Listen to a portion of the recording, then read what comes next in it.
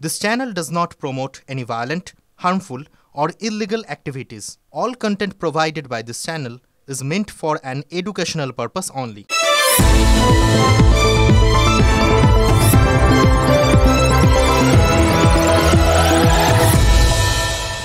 এক ব্র্যাকেটে কিভাবে রোহিঙ্গা এবং আজাদিন বাহিনীর প্রসঙ্গ টানলেন ব্রাত্য বসু, এই প্রশ্নতেই এখন তোলপাড় হয়েছে রাজনীতি।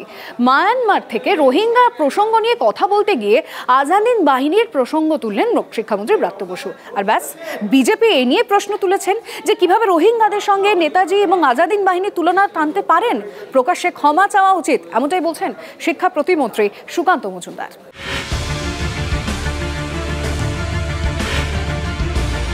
বাংলার রাজনীতির কেন্দ্রে এখন এসআইআর। তৃণমূল সুপ্রিমো মমতা বন্দ্যোপাধ্যায় আগেই এসআইআর এর বিরোধিতায় চড়া সুর বেঁধে দিয়েছেন। এবার সেই বিরোধিতা করতে গিয়ে বিতর্কিত মন্তব্য করে বসলেন শিক্ষামন্ত্রী ব্রাত্য বসু। বিজেপির রোহিঙ্গা অনুপ্রবেশের অভিযোগ মোকাবিলা করতে গিয়ে টেনে আনলেন আজাদ হিন্দ ফৌজের প্রসঙ্গ। এসআইআর যে আপনাদের বলি, মায়ানমার থেকে যদি রোহিঙ্গারা এখানে ঢোকে, ভুলে যাবেন না মায়ানমার মানে বার্মা থেকে ওই রাস্তা, কলকাতা আসার রাস্তা, পশ্চিমবঙ্গ, এই রাস্তা হচ্ছে আজাদ হিন্দ ফৌজ আসার রাস্তা। সেই রাস্তাকে বিদ্রুপ করছে বিজেপি। ব্রাত্যর এই মন্তব্যের পরেই তার বিরোধিতায় সরব হয়েছে বিজেপি। তাদের অভিযোগ, এসআইআর এর বিরোধিতা করতে গিয়ে কার্যত আজাদ হিন্দ ফৌজ ও রোহিঙ্গাদের একই আসনে বসিয়ে দিয়েছেন ব্রাত্য বসু। এনে ফেলেছেন নাকি একই ব্র্যাকেটে। ব্রাত্যবাবুর মতো শিক্ষিত মানুষ কি করে আজাদ হিন্দ ফৌজের কোন রাস্তা দিয়ে যারা এসেছিলেন, কেন আমরা এসআইআরকে বিরোধিতা করছি, কেন আমরা বার্মার রোহিঙ্গাদের বিরোধিতা করছি, এই ধরনের কথাবার্তা ওনার মতো একজন শিক্ষিত মানুষ কি করে বলেন? হেডকোয়ার্টার চীন, এর নাম হয়েছে এখন ব্রাত্য বসু। এই ধরনের কথা বলছে নাম্বার বাড়ানোর জন্য পিসি ভাই করতেছে। আসলে ব্রাত্যবাবু তো তৃণমূল নয়, এরা তো আলট্রা লেফট লোক। এদের মনের ভেতরে তো সেই বন্দুকের নলি ক্ষমতার উৎস ঘুরে বেড়ায়। বাঙালিকে অসম্মান করলেন ব্রাত্য বসু, এটা কিন্তু মনে রাখবেন। শিক্ষামন্ত্রীর মন্তব্যের সমালোচনা করে সোশ্যাল মিডিয়ায় একটি পোস্ট করেন বিজেপি সাংসদ ও কেন্দ্রীয় শিক্ষা প্রতিমন্ত্রী সুকান্ত মজুমদার। তাঁর করা মন্তব্যের জন্য অবিলম্বে রাজ্যের শিক্ষামন্ত্রীকে ক্ষমা চাইতে হবে বলে দাবি জানিয়েছেন Sukanta Majumdar. Bureau report, TV9 Bangla. মঙ্গলবার থেকে এসআইআর এর কাজের জন্য বাড়ি বাড়ি যাবেন বিএলওরা। ঠিক সেই দিনই তৃণমূল পথে নামছে। মমতা বন্দ্যোপাধ্যায় এবং অভিষেক বন্দ্যোপাধ্যায় নেতৃত্বে মেগা মিছিল হতে চলেছে। আমি মনে করি এটা এসআইআর নয়, এটা এনআরসি করার চক্রান্ত চলছে। বিজেপিকেও আমি আবেদন করব, আগুন নিয়ে খেলবেন না, কন্ট্রোল ইয়োরসেলফ ফার্স্ট। 26-এর আগে বাংলার ইস্যু এসআইআর। দলকে অল আউট ময়দানে নামাচ্ছে তৃণমূল কংগ্রেস। পথে নামছেন মমতা বন্দ্যোপাধ্যায়, অভিষেক বন্দ্যোপাধ্যায়। মঙ্গলবার বাড়ি বাড়ি গিয়ে ভোটার তালিকার নিবিড় সমীক্ষার কাজ শুরু করবেন বুথ লেভেল অফিসাররা। আর সেই দিনই এই ইস্যুতে চাপ বাড়ানোর কৌশল নিয়েছে তৃণমূলের শীর্ষ নেতৃত্ব। সূত্রের খবর, ঠিক হয়েছে মঙ্গলবারই আম্বেদকর মূর্তির পাদদেশ থেকে জোড়াসাঁকো ঠাকুরবাড়ি পর্যন্ত মিছিল করবেন মমতা বন্দ্যোপাধ্যায়, থাকছেন অভিষেকও। স্থান নির্বাচনের মধ্যেও কিন্তু যথেষ্ট রাজনৈতিক তাৎপর্য রয়েছে। B.R. আম্বেদকর সংবিধান প্রণেতা, জোড়াসাঁকো ঠাকুরবাড়ি মানেই রবীন্দ্রনাথ, আর রবীন্দ্রনাথ মানেই বাঙালি অস্মিতা। একদিকে সংবিধান প্রণেতা আর অন্যদিকে বাঙালি অস্মিতা। স্থান নির্বাচনে এই দুটি তাৎপর্যপূর্ণ দিক কিন্তু মাথায় রাখা হয়েছে তৃণমূল দলের তরফে। মমতা বন্দ্যোপাধ্যায়ের নেতৃত্বে, অভিষেক বন্দ্যোপাধ্যায়ের সেনাপতিত্বে গণতান্ত্রিক আন্দোলন এবং বিজেপির মুখোশ খুলে দেয়া আত্মহত্যার প্ররোচনা, এসবের বিরুদ্ধে এই মিছিল হবে। শুক্রবারই এসআইআর ইস্যুতে ভার্চুয়াল বৈঠক করে দলের সর্বস্তরের নেতাকর্মীদের ঝাঁপিয়ে পড়ার নির্দেশ দেন অভিষেক বন্দ্যোপাধ্যায়। প্রয়োজন পড়লে আদালতে যাওয়া থেকে দিল্লি পর্যন্ত আন্দোলনের বার্তাও দেন তিনি। আর এই আবহেই এসআইআর ইস্যুতে পথে নামছেন খোদ তৃণমূল নেত্রী, জানিয়ে কটাক্ষ করতে ছাড়ছে না বিজেপি। চাকরি নেই, পরিযায়ী শ্রমিক হিসেবে অন্য রাজ্যে যাওয়া এবং তার সাথে সাথে বাংলার 26,000 লোকের চাকরি চলে যাওয়া, ওবিসি রিজার্ভেশন ক্যান্সেল হয়ে যাওয়া, একের পর এক দুর্নীতি, এর থেকে দৃষ্টি ঘোরানোর জন্য এসআইআরকে সামনে ব্যবহার করছে মমতা বন্দ্যোপাধ্যায় এবং তার দল। এর আগে সিএএ এনআরসি ইস্যুতেও পথে নেমেছিলেন মমতা বন্দ্যোপাধ্যায়। গত বছর জানুয়ারিতে রাম মন্দির উদ্বোধনের দিনই কলকাতায় সংহতি যাত্রাও করেছিলেন।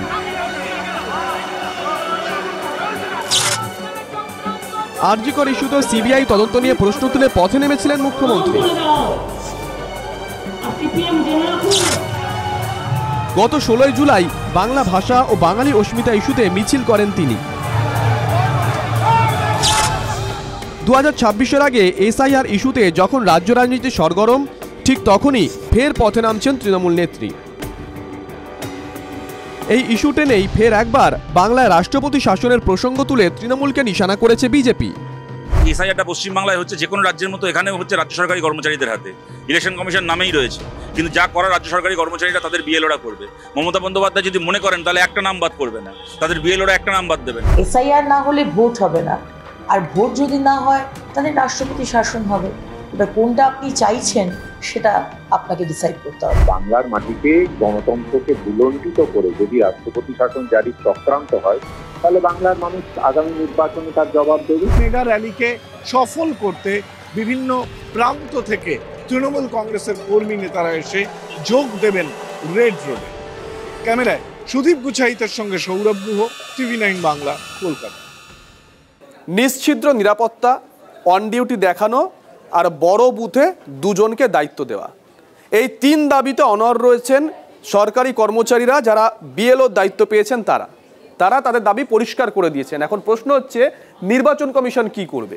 তারা যদি এই দাবি মেনে নেয় সেটা একরকম, আর যদি দাবি না মানে তখন কি হবে? বিএলওরা কি কাজে যোগ দেবেন? ইতিমধ্যেই কিন্তু এই প্রশ্নে একটা সংশয় তৈরি হয়েছে বিভিন্ন মহলে। যেটুকু দরকার নিরাপত্তা সেটা আমি অবশ্যই চাইবো। অন ডিউটি না দিলে কাজ করা যাবে না। আমরা খুব টেনশন রয়েছি এবং সংশয়ে রয়েছি। বাংলার ভোট যুদ্ধের কুরুক্ষেত্রে বড় ভূমিকা বুথ লেভেল অফিসারদের, কিন্তু এসআইআর পর্ব শুরু হয় স্তব। কখনো তাদের হুঁশিয়ারি দিচ্ছেন নেতারা, কখনো নিরপেক্ষতা নিয়ে প্রশ্ন উঠছে। এই আবহেই কমিশনের সামনে নিজেদের দাবি তুলে ধরলেন বিএলওরা। মূল 3টি দাবি। এসআইআর এর সময় স্কুলে যেতে না পারলেও হাজিরা খাতায় প্রেজেন্ট দেখাতে হবে, কেন্দ্রীয় বাহিনীর নিরাপত্তা দিতে হবে, আর বড় বুথে 2 জন বিএলওকে রাখতে হবে। প্রত্যেক যারা বিএলও রয়েছেন তারা এই বিষয়টি তুলে ধরছেন যে তারা প্রতিটি বাড়িতে যাচ্ছেন, প্রতিটি বাড়িতে যাবেন, ভোটের সময় যে ধরনের সিকিউরিটি থাকে সেই ধরনের সিকিউরিটি প্রয়োজন বলেও দাবি করছেন বিএলওরা। খুব রিস্কের কাজ, টেনশনের কাজ, মাথা গরমের কাজ। যেভাবে মানুষকে উত্তেজিত করা হচ্ছে আমরা সত্যি ভীত। কোনো গন্ডগোল, কোনো পার্টির তরফ থেকে যদি কেউ বাধা দেয়, যারা মূলত শিক্ষক শিক্ষিকা তারা যখন প্রশ্ন তুললেন যে তারা কি করবেন, তাদেরকে অন ডিউটি কেন দেখানো হবে না, সেই প্রশ্নের কোনো উত্তর দিতে পারা যায়নি। এবং তারপরই যে নজরুল মঞ্চের যে প্রশিক্ষণ চলছিল সেটা সম্পূর্ণ ভেসে যাচ্ছে। ওনারা যে চিঠি দিচ্ছেন, আমাদের অ্যাপয়েন্টমেন্ট দিচ্ছেন, কোথাও এই কথাটা লিখছেন না যে এই 1 মাস আপনাদের কর্মস্থলে থাকবেন না, you will be in your field activity. মাইনে কমে যাবে, আমাদের স্যালারি কমে যাবে, এবং দেখুন এটা আমাদের অনলাইন করা উচিত। অন ডিউটি করলে আমাদের ভালো হয়। আমাদের প্রশ্নের উত্তর যতক্ষণ না ক্ল্যারিটি পাচ্ছি আমরা এই কাজে নিযুক্ত হতে পারছি না। আমরা যারা দূরে স্কুলে যাই, আমরা বেরোই সকাল 8টা-9টা এবং বাড়ি ফিরি রাত্রি 7টা-8টায়। আমরা যাব কখন ইলেক্টরদের বাড়ি? রিটেন ডকুমেন্টস না আসে আমরা আশ্বস্ত হতে পারছি না। দুর্গাপুরেও বিএলও প্রশিক্ষণের প্রথম দিনই অসন্তোষের ছবি। কেন্দ্রীয় বাহিনী নিয়ে নিরাপত্তার দাবি তুলে ক্ষোভ দেখান বিএলওরা। বিভিন্ন রাজনৈতিক নেতা নেত্রীরা যেভাবে উস্কানিমূলক মন্তব্য করছেন, হুমকিমূলক কথাবার্তা বলছেন, তাতে কোথাও না কোথাও আমরা নিরাপত্তাহীনতায় ভুগছি। বিএলওরা একই দাবি দেওয়া তুলেছেন শিলিগুড়িতেও। নাম যদি কারো কাটা পড়ে, কেন কাটা পড়লো, কে কাটলো, এগুলো নিয়ে আমাদের উপর পলিটিক্যাল প্রেসার আসবে। মারবেও, ধরবেও, বাঁধেও রাখতে পারে। একটা ভোট কাটা গেলে সত্যি পেশেন্ট আমাদের ঘরেই আসবে। এদিকে কমিশন সূত্রে খবর, এখনো পর্যন্ত এসআইআর ইস্যুতে বিএলওদের অন ডিউটি দাবি সম্পর্কিত কোনো বিজ্ঞপ্তি জারি হয়নি। এসআইআর এর প্রক্রিয়া শুরু হতে না হতেই শাসক ও প্রধান বিরোধী দলের আকচাকচি সপ্তমে পৌঁছেছে, বিশেষ করে বিএলওদের নিয়ে। মমতা ব্যানার্জি, আপনার সরকারে বিএলওদের যদি কারোর উপর একটা আঁচ আসে, তার দায়িত্ব কিন্তু আপনাকে নিতে হবে। বিএলওরা প্রশাসনিকভাবে কাজ করবেন, তাদের ভয়ের কি আছে? যে কাজটা 2 বছরে করার কথা সেটা 2 মাসে করার জন্য তাদের উপর যে মানসিক এবং শারীরিক চাপ তৈরি হবে, তার দায় নির্বাচন কমিশন। টানাপোড়েনের মাঝে বিএলও দায়িত্বপ্রাপ্ত বহু সরকারি কর্মী চাপে আছেন, কিন্তু এই ইস্যুতে রাজনীতি থামছে না, বরং উত্তরোত্তর তারও বাড়ছে। বিএলওদের সুরক্ষার প্রশ্নে রাজ্যের নোডাল অফিসারদের সঙ্গে বৈঠক করেছে নির্বাচন কমিশন। সিদ্ধান্ত হয়েছে বিএলওদের সুরক্ষার বন্দোবস্ত করবে রাজ্য সরকারে। তবে সার্বিকভাবে বিএলওরা কতটা আশ্বস্ত হতে পারবে, কিভাবে এই পরিস্থিতি সামাল দেবে কমিশন? সায়ন্ত সুমন শ্রাবন্তীর রিপোর্ট, TV9 বাংলা।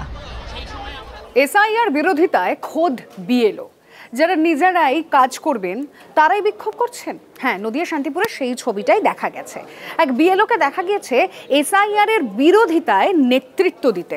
বিজেপি স্বাভাবিকভাবেই প্রশ্ন তুলেছেন যে বিএলওকে নিরপেক্ষভাবে কাজ করতে হবে তিনি যদি বিরোধিতা করেন তাহলে কিভাবে নিরপেক্ষভাবে কাজ হবে? আমরা এসআইআর এর বিরোধিতা করছি এই কারণে আদতে ঘুরপথে এনআরসি করবার চক্রান্ত চলছে। বছর ঘুরলে বিধানসভা নির্বাচন, তার আগে রাজ্যে এসআইআর ঘোষণা করেছে নির্বাচন কমিশন। যে প্রক্রিয়ার মূল গান্ডারি বিএলওরাই, আর বিএলওর মুখেই কিনা শোনা যাচ্ছে এসআইআর এর বিরোধিতার কথা। সম্প্রতি শান্তিপুর জন উদ্যোগ নামে এক স্বেচ্ছাসেবী সংগঠনের বিক্ষোভে নেতৃত্ব দেন শিক্ষক ও বিএলও প্রসেনজিৎ সাহা। মাইক হাতে প্রকাশ্যেই এসআইআর ও এনআরসির বিরোধিতা করছেন তিনি। আমরা কেন এসআইআর এর বিরোধিতা করছি? আমরা এসআইআর এর বিরোধিতা করছি এই কারণে, এই এসআইআর এর আগে আইআর বলে যেটা ইন্টেনসিভ রিলিফ সেটা প্রতি বছরই হতো, তার আগে একটা এস যোগ করে আদতে ঘুরপথে এনআরসি করবার চক্রান্ত চলছে। এইটা মানুষের কাছে সঠিক তথ্য পৌঁছে দিচ্ছে না বা ইচ্ছাকৃতভাবে মানুষকে বিভ্রান্ত করা হচ্ছে। আর বিষয়টি সামনে আসতেই বিএলওর নিরপেক্ষতা নিয়ে প্রশ্ন উঠতে শুরু করেছে। বিএলও যদি বিহারে যে 80 জনের জেল হয়েছে বিএলওদের, তাদের কথা শুনেও যদি সতর্ক না হন আর এই ধরনের কথাবার্তা বলেন কোনো পার্টির পক্ষপাতিত্ব করে, তাহলে আমি বলবো ইলেকশন কমিশন দৃষ্টি আকর্ষণ করবো, আপনারা ব্যবস্থা নিন। তিনি যেটা করেছেন তার সেটা ব্যক্তিগত মত হতে পারে। নির্বাচন কমিশন একটি সাংবিধানিক প্রতিষ্ঠান, তার বিরুদ্ধে কোনো কিছু বলা আমাদের শোভা পায় না, আমরা জনপ্রতিনিধি, আমরা বলবো না। আমার যেটা কোথাও গিয়ে মনে হচ্ছে এসআইআর এর বিরোধী কিন্তু উনি নন, আবারও বলছে এটা ব্যক্তিগত মত, উনি এসআইআর এর নির্দেশিকা। যদিও বিতর্কের মুখে নিয়ে সাফাই দিয়েছেন ওই বিএলও। যে আমি কালকে যে কথাটা বলেছি সেটা একজন স্বাধীন ব্যক্তি হিসেবে আমার রাজনৈতিক বোধ থেকে যেটা সেইখানে সেই কথাগুলো বলেছি। কাজ এবং আমার রাজনৈতিক যে কর্মকাণ্ড সেটা আলাদা, সেটা রাজনৈতিক বিশ্বাস সেটা আলাদা। বিএলওর কার্যত পাশেই দাঁড়িয়েছেন শান্তিপুরের বিডিও।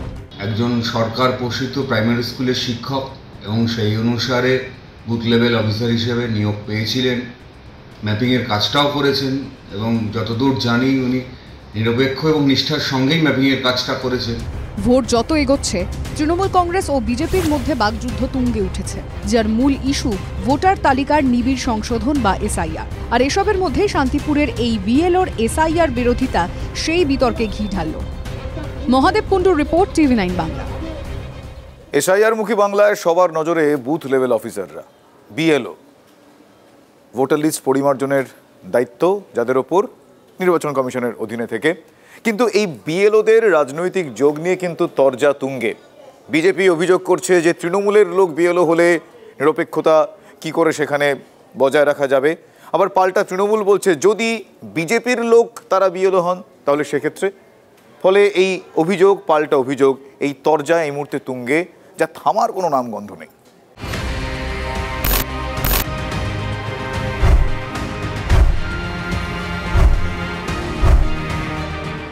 চাল থেকে কাকড় বাছা সহজ কাজ নয়, ভোটার তালিকা থেকে ভূত তাড়ানো সহজ নয়। 10 কোটিরও বেশি জনসংখ্যার বাংলার ভোটার তালিকাকে স্বচ্ছ করার লক্ষ্যে যারা দুয়ারে দুয়ারে যাবেন, সেই বিএলও বা বুথ লেভেল অফিসারদের নিরপেক্ষতাই এখন ফোকাসে। কমিশনের নিয়ম অনুযায়ী সরকারি কর্মীরাই এই দায়িত্বে, কিন্তু জেলায় জেলায় অভিযোগ বিএলওদের দায়িত্বপ্রাপ্ত অনেকেরই রাজনৈতিক যোগসূত্র আছে। হলদিয়ার সুতাহাটা জয়নগরের 107 নম্বর বুথের বিএলও সৌরভ বেরা প্রাথমিক শিক্ষক, তৃণমূলের শিক্ষক সেলের নেতা। তিনি বুথ লেভেল অফিসারের দায়িত্বে। তাহলে কি করে প্রক্রিয়া স্বচ্ছ হবে, প্রশ্ন বিজেপি। সৌরভ বেরা তিনি একটা স্কুল টিচার, বিএলও দায়িত্ব দিয়েছে, বিএলও তিনি সঠিকভাবে করতে পারবেন আমার ধারণা শাসক দলের পক্ষেই করবেন। আমার কি কোনো নিরপেক্ষতার অভাব ওনারা লক্ষ্য করেছেন বা কোনো কমপ্লেন করেছেন? তাহলে আগে করেননি কেন?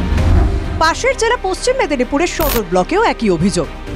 ভালুকখুনিয়া প্রাথমিক বিদ্যালয়ের শিক্ষিকা হোসেনারা খাতুন তৃণমূলের শিক্ষক সংগঠনের সঙ্গে যুক্ত। খড়গপুর গ্রামীণ বিধানসভা 6 নম্বর বুথে বিএলওর দায়িত্ব পেয়েছেন।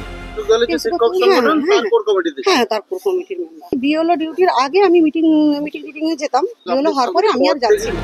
বিজেপির দাবি হোসেনারা মেদিনীপুর সদর ব্লকের তৃণমূল সভাপতির ঘনিষ্ঠ, ছবিও আছে। তাই সংশয় হওয়া স্বাভাবিক।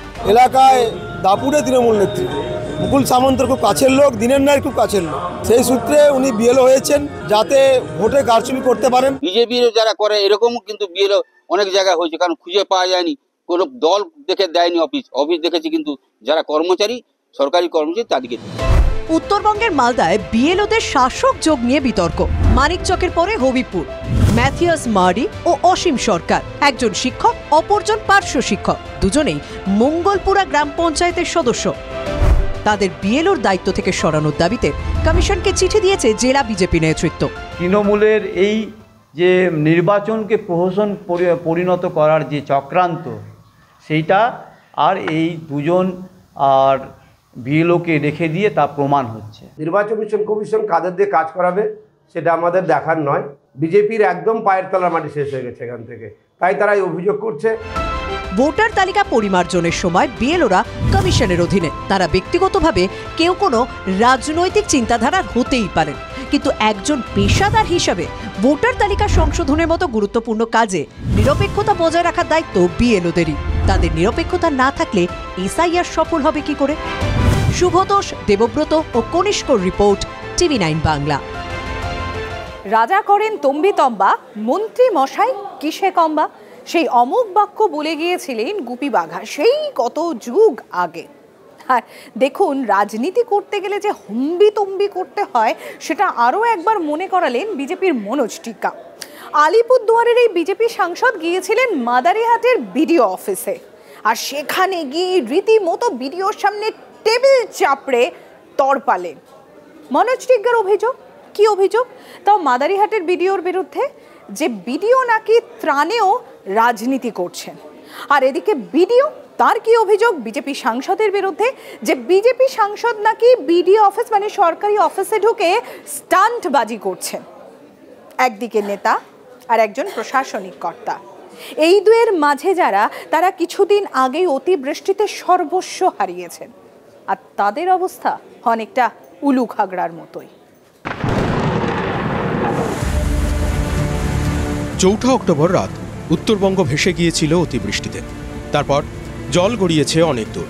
সেই ঘোলা জলে কি নেমেছে রাজনীতি? নেমেছেন মনোজ টিক্কা? আলিপুরদুয়ারের সাংসদ বিতর্ক বাঁধিয়েছেন বিডিওর টেবিল চাপড়ে।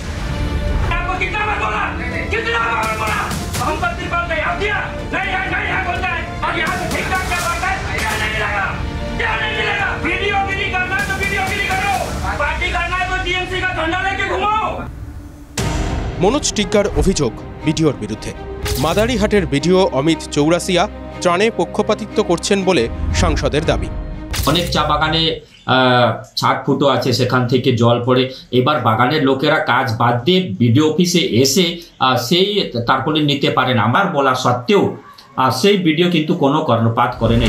বিজেপি সাংসদ প্রশাসনিক কর্তার বিরুদ্ধে সরাসরি রাজনীতির অভিযোগ আনছেন। বিডিও চুপ করে নেই। অমিত চৌরাসিয়ার পাল্টা বক্তব্য, মনোজ টিক্কা নাকি স্টান্টবাজি করছেন। উনি উইদাউট ইন্টিমেশন ডেপুটেশন দিতে এসেছিলেন, তারপরে তো ভিডিও আপনারা দেখেছেন হয়তো, তো উনি ভিডিও রেকর্ডিং করিয়েছেন আর এটাই সার্কুলেট করছেন। অর্থাৎ সাংসদ নেতা সুলভ নাটক করছেন বলে পাল্টা যুক্তি খাড়া করছেন বিডিও। ত্রাণ বিলিতে কোনো পক্ষপাতিত্ব হচ্ছে না বলেও দাবি করছেন, কিন্তু রাজনীতি যুক্তির ধার ধারছে না। বরং মনোজ টিক্কার টেবিল চাপড়ানো নিয়ে তৃণমূল যেমন নিন্দা করছে, তেমনি দুর্যোগের পর ত্রাণ বিলি নিয়ে তৃণমূলের বিরুদ্ধে চিরাচরিত অভিযোগ করছে বিরোধীরা।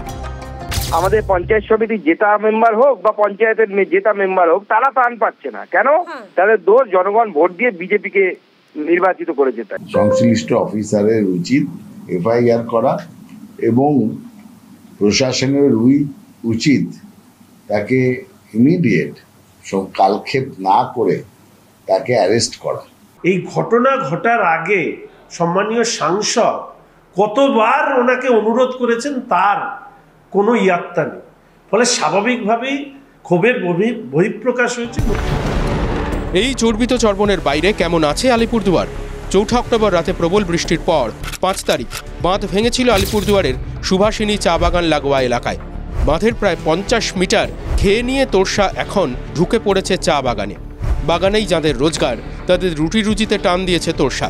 বিষয়টা আঁচ করেই গত উত্তরবঙ্গ সফরে সুভাষিনী চা বাগান থেকে ঘুরে গিয়েছিলেন মুখ্যমন্ত্রী। যে জায়গাগুলো ক্ষতিগ্রস্ত হয়েছে তার ফুল সার্ভে করে ডিএম একটা রিপোর্ট তৈরি করেছে, সিএস এর কাছে যাবে, সুতরাং চিন্তা করার কোনো কারণ নেই। কিন্তু মমতা বন্দ্যোপাধ্যায়ের পরিদর্শনের পরেও পরিস্থিতির বদল হয়নি। চা বাগানের শ্রমিকরা যে তিমিরে ছিলেন সেই তিমিরেই আছেন। पानी अब फिर से डूब रहा है, एकदम बगान तरफ बहुत बढ़ गया, अभी कल रात से ही बढ़ गया एकदम बहुत। ঠিক যেমন দুর্যোগের প্রায় 1 মাস হয়ে গেলেও ত্রাণের জন্য মাথা খুঁড়ছেন আলিপুরদুয়ারের সাধারণ ভোটারদের একটা বড় অংশ। কোনো ত্রাণ পেয়েছেন না? ত্রাণ পেয়েছেন? জিজ্ঞাসা করেন না, একই কথা। জনগণ মন অধিনায়কের মনের কথা কি বুঝতে পারছে প্রশাসন? বুঝতে পারছেন নেতারা? রাজায় রাজায় যুদ্ধে উলুক হাগড়ার প্রাণ চায়। শাসক বিরোধী লড়াইয়ে চিরেচাপটা হচ্ছেন ডুয়ার্সের মানুষ। ত্রাণ যাদের চাই তাদের এই সস্তার রাজনীতি থেকে পরিত্রাণ মিলবে কি? সুজিত রায় ও রনি চৌধুরীর রিপোর্ট, TV9 বাংলা। এক মনোজে রক্ষা নেই জগন্নাথ দোসর। একদিকে যখন বিজেপি সাংসদ, উত্তরবঙ্গের বিজেপি সাংসদ মনোজ টিগ্গা, তার আচরণে বিতর্কের ঝড় উঠেছে, তখন আবার দক্ষিণবঙ্গের বিজেপি সাংসদ, রানাঘাটের বিজেপি সাংসদ জগন্নাথ সরকার, তার মন্তব্যে বিতর্কের ঝড়। তিনি কি বলেছেন? তিনি বলেছেন যে 2026 সালে বিজেপি ক্ষমতায় আসলে ভারত আর বাংলাদেশের মধ্যে কোনো কাঁটা তার থাকবে না। স্বাভাবিকভাবেই ভাইরাল হয়ে গিয়েছে তার এই মন্তব্য, বক্তব্য, যাই বলি না কেন। তৃণমূল কংগ্রেস সরব হয়েছে। অভিষেক বন্দ্যোপাধ্যায় সোশ্যাল মিডিয়ায় পোস্ট করে গোটা বিষয়টা কটাক্ষ করেছেন। মাঝে বাংলাদেশের সঙ্গে কাঁটাতারের বেড়া আমরা রাখবো না। মঞ্চে ভাষণে বেড়া তো ভাঙবেই। নেতারা যদি একটু বেড়াটারা না ভাঙেন, কর্মীরা চাঙ্গা হবে কিভাবে? তাই বলে দেশের বেড়া একেবারে সীমান্তই ভেঙে দেবেন বিজেপি সাংসদ? ঠিক কি বলেছেন রানাঘাটের বিজেপি সাংসদ?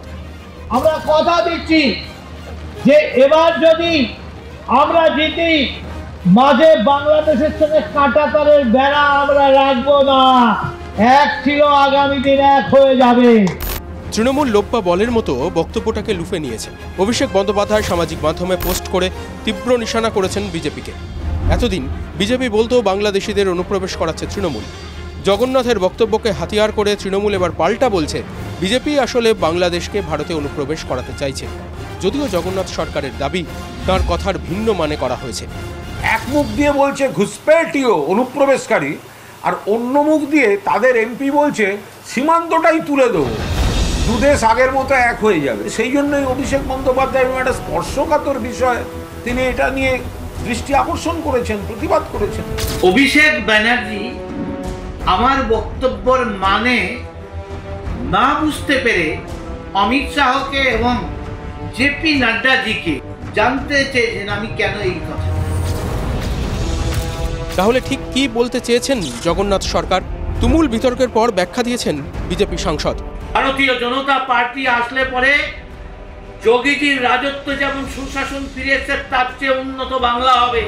তখন বাংলাদেশ, ভুখা বাংলাদেশ, যারা খেতে পায় না, তখন খাওয়া পড়ার জন্য বলবে ধর্মান্ত নীতি ছেড়ে তারা বলবে আমরা ভারতের সঙ্গে মিলেমিশে একসঙ্গে থাকতে চাই। বাংলাদেশ ভারতের সঙ্গে আসার জন্য, অঙ্গরাজ্য হওয়ার জন্য তারা হাতে পায়ে ধরে আমাদের মধ্যে আসবে। আর তাই তখন কাঁটাতারের বেড়া থাকবে না। বিজেপি আসলে এতটাই উন্নয়ন করব, এই কথার মানে এইটা। যদিও নিজের দলের সাংসদের এমন বক্তব্যের সাফাই দিতে গিয়ে যথেষ্টই বেগ পেতে হয়েছে বিজেপি নেতৃত্বকে। আমার মনে হয় কোনোভাবে তিনি মিসকোটেড হয়েছেন। কাঁটাতারের বেড়া রাখবো না কীভাবে হতে হবে? কাঁটাতারের বেড়া তো আছেই, এবং গোটা সীমান্তে যে এখনও 400 কিলোমিটারেরও বেশি যা ফাঁকা জায়গা আছে, সেই জায়গাটাকে কাঁটাতার দিয়ে ভরাট করা হবে। কেন তাহলে এমন কথা বলতে গেলেন জগন্নাথ? স্থানীয় সূত্রের দাবি, মাটিয়ারি বাসপুরে বিজেপির সভায় বক্তব্য রাখছিলেন বিজেপি সাংসদ। সেখানে বেশ কয়েকজন তৃণমূল সদস্য বিজেপিতে যোগ দেন, আর তাতেই নাকি খানিকটা উত্তেজিত হয়ে সীমান্ত তুলে দেওয়ার কথা বলে ফেলেন বিজেপি সাংসদ। কর্মীদের উত্তেজিত করতে গিয়ে নিজেই কি উত্তেজনার কবলে পড়লেন Jagannath Sarkar? Bureau report, TV9 Bangla. আচ্ছা, তেলে আর জলে কি মিশ খায়? কিংবা বুনো ওল আর বাঘা তেঁতুল, তারা কি কখনো বন্ধু হয়? বোধহয় হয়, যদি জায়গার নাম হয় ভাঙড় আর প্রতিপক্ষের নাম হয় শওকত মোল্লা। শওকত মোল্লার বিরুদ্ধে একজোট হয়েছেন কাইজার আহমেদ এবং আরাবুল ইসলাম। কোন কাইজার? কোন আরামুল? যারা কয়েক মাস আগে বা কয়েক বছর আগে রীতিমতন প্রতিদ্বন্দ্বী ছিল, সাপে নেউলে সম্পর্ক ছিল, তারা শুধুমাত্র একজোট হয়ে শওকতের বিরুদ্ধে হুঁশিয়ারি দিচ্ছেন না, ক্ষোভ ওগড়াচ্ছেন না, রীতিমতো তারা বুঝিয়ে দিচ্ছেন যদি আগামী দিনে দলে ভাঙড়ে গোষ্ঠীকন্দল না মেটে তাহলে ২৬-এর নির্বাচনে এই ভাঙড় তৃণমূলের জন্য দুর্জয় ঘাঁটি হতে পারে। আবার বোমা পড়েছে ভাঙড়ে, কিন্তু এ বোমা সে বোমা নয়, এ বোমা কথার বোমা, যে বোমা তৃণমূলের ঘরে ফাটিয়েছেন আরাবুল ইসলাম এবং কাইজার আহমেদ। তৃণমূল কংগ্রেসের এখনো কাইজার কিন্তু ব্লকের সভাপতি, তাকে চেঞ্জ করা হয়নি। তার পার্টি অফিস ভাঙচুর হচ্ছে গায়ের বলে, প্রশাসনকে কাজে লাগিয়ে এটা করছে। এরপর আমি আশঙ্কা করছি যে আমার গাড়িতে আক্রমণটা হবে হয়তো, এবং তারপরে হবে আমার ব্যক্তিগত আমায় নিয়ে কুৎসা নানান কিছু, এসব আশঙ্কা করছি আমি। তো তার শেষমেশ হয়তো আমার প্রাণে মেরে দেবে। খুন হয়ে যাওয়ার আশঙ্কা করছেন কাইজার। কাইজারকে প্রাণে মেরে ফেলা হতে পারে বলে অভিযোগ করছেন আরাবুল ইসলাম। কিন্তু কারা হামলা করতে পারে কাইজারের ওপর? আইএসএফ নাকি অন্য কোনো বিরোধী দল? কার বিরুদ্ধে মুখ খুললেন আরাবুল কাইজার জুটি? ইন্ডিভিজুয়াল একজনের বিরুদ্ধে, ভাঙড়ে যিনি দায়িত্বে আছেন তার বিরুদ্ধে আমাদের প্রতিবাদ। যে কালপিট রাজনীতি করতে আসেনি ভাঙড়ে, ভাঙড়ে লুট করতে এসছে। ভাঙড়টা ওনার পৈতৃক সম্পত্তি নয়, এখানকার ভূমিপুত্র নয়। কার নাম না করে তীর বেগে তীর চালাচ্ছেন তৃণমূলের দুই বাগী, কেউ কি সেটা বুঝতে পারছেন? সেটাকে অভিষেক বন্দ্যোপাধ্যায়, মমতা বন্দ্যোপাধ্যায়, না ওই যে দুজনের নাম বলছে ওরা কি বললো, পাগল ছাগল ছেড়ে দিন। ক্যানিং পূর্বের বিধায়ক শওকতের দায়িত্বেই ভাঙড়। তৃণমূলের সংগঠন ভাঙড়ে দেখভাল করেন শওকত মোল্লাই। তাহলে কি তাকেই বহিরাগত বলে আক্রমণ করেছেন আরাবুল ইসলাম? তার বিরুদ্ধেই কি যাবতীয় বিস্ফোরক অভিযোগ করছেন কাইজার আহমেদ? সেই ব্যক্তিটাকে যদি ভাঙড় থেকে অপসারণ না করা হয়, বিরোধীদের বাড়িতে মা বোনেরা যেভাবে তার বিরুদ্ধে ঝাঁটা জুতো গোবর মাখিয়ে মুখে মাখবে বলছে, ফুরফুরা শরীফের হুজুররা জিহাদ করে বলছে যে তার একটা পরিণাম পরিণতি সারা বাংলায় আমাদের দলের উপর পড়তে যাচ্ছে, এইসব আশঙ্কা করে যেহেতু দলটা আমরা পুরাতন লোক, আমরা দলটা করেছিলাম, দলের যাতে ক্ষতি না হয় তার জন্য দলকে আমরা আগাম জানাচ্ছি। দিন কয়েক আগে ভাঙড়ের ১ নম্বর ব্লকে কাইজারের পার্টি অফিসে হামলা হয়। ঠিক তার পরের দিন কাইজারের গাড়ি লক্ষ্য করেও হামলা হয়। তাহলে শওকত অনুগামীরাই কি হামলার নেপথ্যে? তাহলে কি ভাঙড়ে তৃণমূলের গৃহযুদ্ধ চরমে? ভাঙড় ২ পঞ্চায়েত সমিতির সভাপতি আরাবুল, ভাঙড় ১ নম্বর ব্লকের নেতা কাইজার আহমেদ। অভিযোগ, শওকত মোল্লার দাপটে দুজনেই ঠুঁটো হয়ে গেছেন। আরাবুলের বিরুদ্ধে দলীয় কর্মীকে খুনের অভিযোগ উঠেছে। একাধিক দল বিরোধী কাজের অভিযোগ করেছেন খোদ শওকত মোল্লা। কাইজারকেও কার্যত নিষ্ক্রিয় করে রেখেছেন শওকত। সংগঠনে কলকে না পেয়েই কি তাহলে শওকতের বিরুদ্ধে খড়গহস্ত আরাবুল কাইজার? প্রশ্ন ১, বিধানসভা ভোটের আগে ভাঙড় কি তাহলে ঘুমন্ত আগ্নেয়গিরি? প্রশ্ন ২, ভাঙড়ে এবার কি শওকত বনাম আরাবুল কাইজারের সম্মুখ সমর? প্রশ্ন ৩, শওকত বনাম আরাবুল কাইজারের দ্বন্দ্বের সুযোগ নেবে কি আইএসএফ? প্রশ্ন ৪, আবার কি নওশাদ সিদ্দিকী ছিনিয়ে নেবেন ভাঙড় বিধানসভা? এমএলএ হয়ে সে একদম হিটলার হয়েছে, মিথ্যে করে মানুষের কেস দিয়ে দিয়ে জর্জরিত করেছে, যেটা শওকত করেছে। যত কেস ভাঙড় আর ক্যানিং হয়েছে সব শওকত করিয়েছে, সব শওকত করিয়েছে। শওকতকে পুলিশকে তুলতে বলুন, তুলে পিসিতে টেনে আচ্ছা করে ধুলাই দিতে বলুন, আচ্ছা করে, দেখবেন আসল কালপিট বেরিয়ে পড়বে। এবার দিদির যাকে বলে তুই বোম বাঁধিস, দায়িত্ব দেওয়া মানে স্বাভাবিকভাবে ওখানে গোলাপ ফুল ছড়াবে না, বমি মারবে। নওশাদের বিরুদ্ধে তৈরি হচ্ছিলেন শওকত মোল্লা। এমনকি নওশাদের দাদা আব্বাসকেও নিয়মিত একাত নিচ্ছিলেন ক্যানিং পূর্বের বিধায়ক। কিন্তু আচমকা ভাঙড়ের মাটিতে শওকতের সামনে কি বিভীষণ হয়ে উঠলেন আরাবুলরা? এর সুযোগ কি একা আইএসএফ পাবে? এখানে আইএসএফ আছে, সেখানে আমার ধারণা আইএসএফই জিতবে। হ্যাঁ, কিন্তু ব্যাপারটা হচ্ছে যে এগুলো না আপনারা রাজনৈতিক লড়াই একটাও নয়, পুরোটাই হচ্ছে বকরার লড়াই। তৃণমূল নেতৃত্ব কি বুঝছেন ভাঙড়ে নেপোর সংখ্যা বাড়ছে? আমি একেবারে খোঁজ নিয়ে বলতে পারবো। শওকত মোল্লা কি বুঝছেন তার জন্য শুধু দীর্ঘদিনের শত্রু আরাবুল কাইজার জোট বাঁধেননি, বিরোধীরাও ফের ভাঙড় জয়ের স্বপ্ন দেখছেন? কোনো অসুবিধা নেই, প্রতিদিন না। শওকতের হাতে ভাঙড়ের শাসনমুক্ত হতে চাইছে আরাকাই জুটি। ভাঙড়ের মানুষ কি সিঁদুরে মেঘ টের পাচ্ছেন? সত্যজিৎ মণ্ডলের রিপোর্ট, TV9 বাংলা। অনুগামীর সংখ্যা বাড়াতে নেতারা কত কিছুই না করেন, তা বলে কাছের লোক চিনতে তাকে দিয়ে ট্যাটু করানো, বিজেপি নেত্রী ফাল্গুনী পাত্রকে নিয়ে তো এরকমই তথ্য দিচ্ছে তৃণমূল কংগ্রেস। যদিও বিজেপি অভিযোগ করছে ফাল্গুনী পাত্র নাকি তলে তলে তৃণমূলকে সাহায্য করছে, আর এই সমস্ত অভিযোগে তৃণমূল জল হাওয়া দিয়ে যাচ্ছে।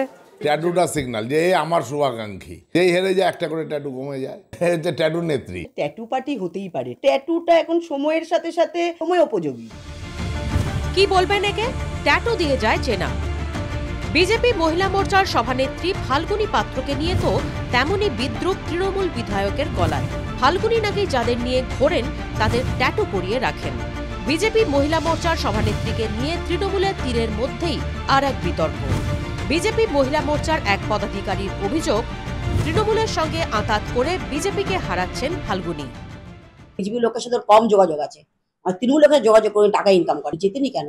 উনি দলের কাছে ক্ষতি করার জন্য উনি 1 নাম্বার টাকা নিচ্ছে আমাদের পার্টি থেকে, আর তৃণমূল থেকে পার্টি টাকা নিচ্ছে, দুই দিনকার টাকা নিয়ে বিজেপিকে হারাচ্ছে। 2023-এর মে মাসে বিজেপি মহিলা মোর্চার রাজ্য সভানেত্রী হন ফাল্গুনী। 2016-2021-এর বিধানসভা ভোটে নৈহাটিতে হেরে যান। হারের নেপথ্যে তৃণমূলের সঙ্গে সেটিংয়ের অভিযোগ বিজেপির নেত্রী তনু, যা নিয়ে পাল্টা চ্যালেঞ্জ ছুড়েছেন ফাল্গুনী। ইতিহাস, পেছনের ইতিহাস জানলেই বুঝতে পারবেন আক্রমণ কেন। সে তো নিজেই বলছে সে কোথা থেকে এসছে আর কেন এসছে। আমি বিষয়টা রাজ্যকে জানিয়েছি, তো রাজ্য সে বিষয়টা তারাই ফলো আপ করছে। আর এই প্রেক্ষাপটে নৈহাটি তৃণমূল বিধায়কের দাবি, বিজেপি মহিলা মোর্চার সভানেত্রী তৃণমূলে যোগ দিতে চেয়েছিলেন।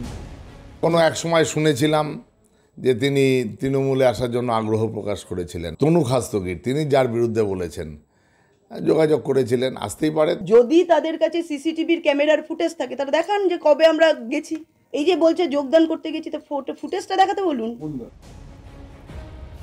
বিজেপির অন্দরেই ফাল্গুনীকে নিয়ে নানা প্রশ্ন।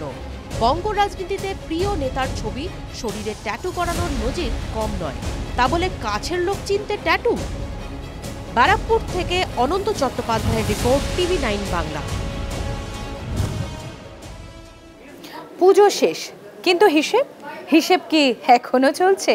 সরকার অনুদান দিয়েছে 2 হাত ভরে, আর পুজো উদ্যোক্তারা মানে পুজো কমিটিগুলো খরচও করেছে মন খুলে। কিন্তু হিসেব দেবে কে? হাইকোর্টে স্পষ্ট নির্দেশ ছিল 15ই অক্টোবরের মধ্যে এই সরকারি অনুদান বাবদ যে 1,10,000 টাকা, তার হিসেব দিতে হবে। কিন্তু কোথায় কি? রাজ্য সরকার কি কড়া নয়? সেই জন্যই কি পুজো উদ্যোক্তাদের এমন গয়ঙ্গচ্ছ মনোভাব, যা উপেক্ষা করছে হাইকোর্টের নির্দেশকেও? 90, 95, 1, ওকে 1,10,000।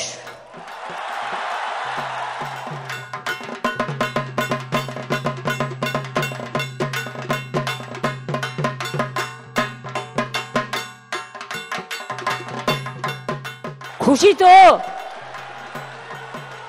পুজোটা যেন খুশিতে ভরপুর থাকে।